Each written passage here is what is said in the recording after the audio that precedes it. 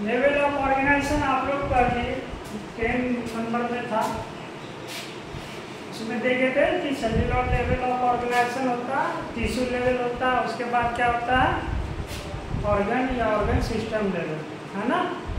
तीनों का देख चुके थे, कोई कंफ्यूजन नहीं है। और 11 में, ठीक है, 11 में बॉडी प्लान, ठीक है, बॉडी प्लान। बॉडी प्लान जो होगा वो 3 टाइप्स का होगा मेटाजोवंस में। मेटाजोवंस का मतलब समझ रहे हैं।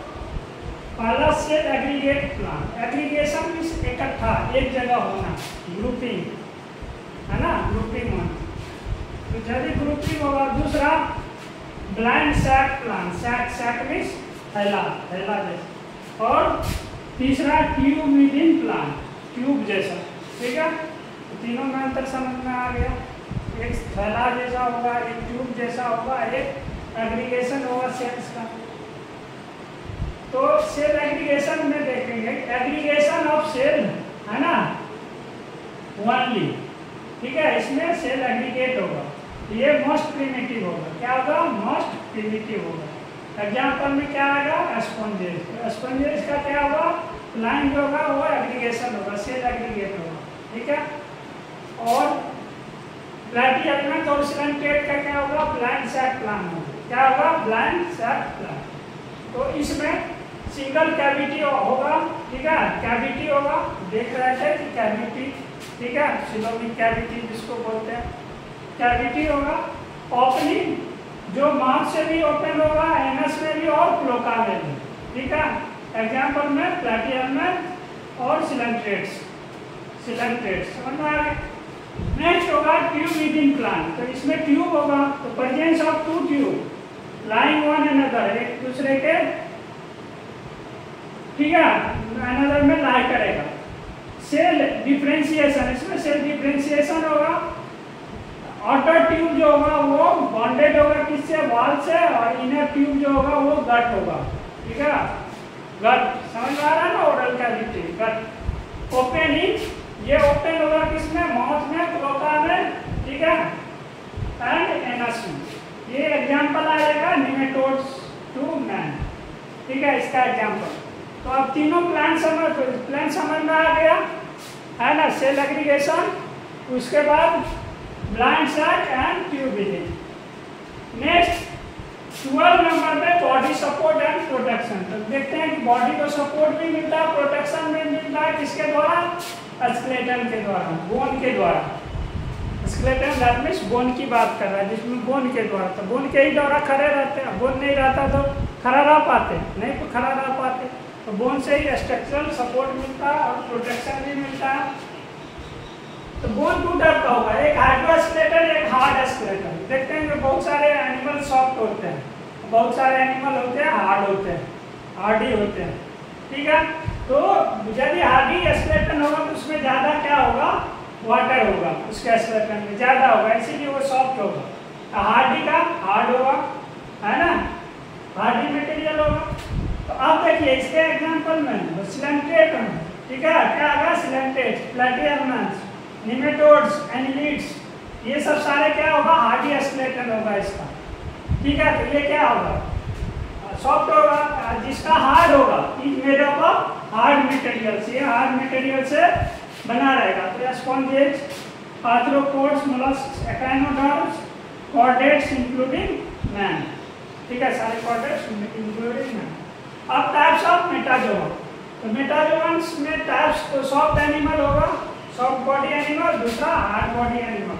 तो सॉफ्ट बॉडी में सिलेंट्रेट, प्लैटियम, है ना, निमेटोड्स, एनिलिड्स, हार्ड में आर्थ्रोपोडा, मोलस्क, ठीक है, echinoderms and chordates including man, ये सारे होंगे। तो यही सारे फीचर्स है, जिसके द्वारा आप जो है एनिमल को आइडेंटिफाई कर सकते हैं। ये टैक्सोनॉमिकल कीवर्ड हुआ, है ना, जिसके सहारे आप एनिमल्स को आइडेंटिफाई कर सकते हैं कि कौन किस ग्रुप में आएगा, किस फाइलम में आएगा, किस सब फाइलम में आएगा, ठीक है, किसका फीचर्स क्या है, ये सब सारे। तो फीचर्स समझने में हमें इजी होगा ये सारे वर्ड जो है, ठीक है।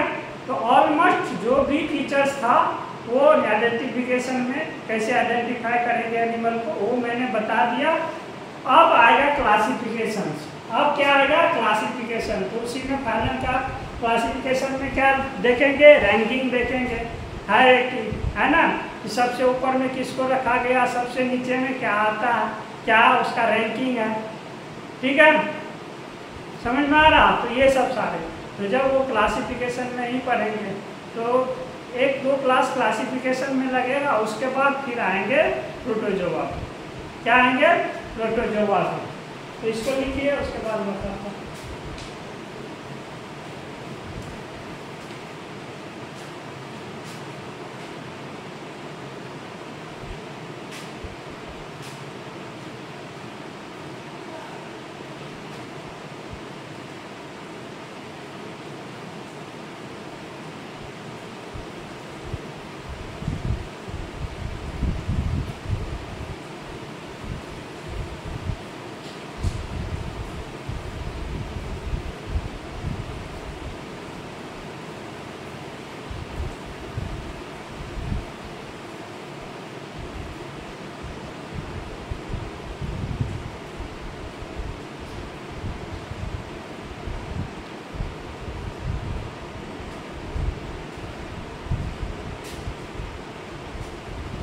इसलिए आपने इसमें कोई कंफ्यूजन है अभी तक कोई समझ नहीं हो तो कभी भी आप लोग पूछ सकते हैं, कभी भी आप लोग पूछ सकते हैं यदि कोई कंफ्यूजन है, समझ में नहीं आया हो। इसीलिए अब धीरे धीरे हम लोग आगे टॉपिक्स की ओर बढ़ रहे हैं।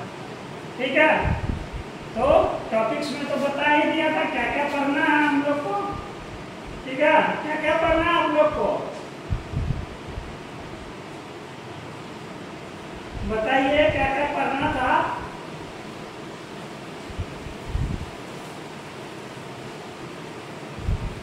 कौन कौन सा पालन करना था? नॉन-कोऑर्डिनेट्स में